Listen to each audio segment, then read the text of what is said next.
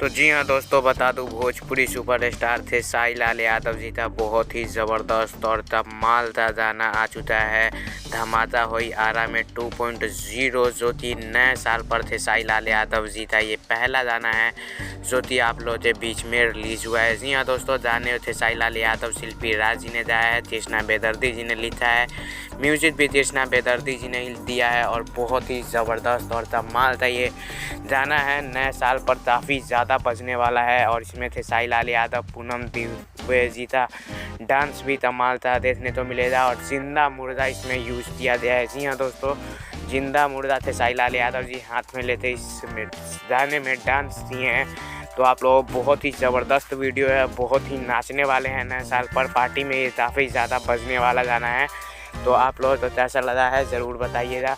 और बता दूँ कि बहुत ही जल्द एक और नया गाना आने वाला है खेसारी लाल यादव जी का, और पूनम दुबे जी और खेसारी लाल यादव जी इसमें एक्ट किए हैं इस गाने में।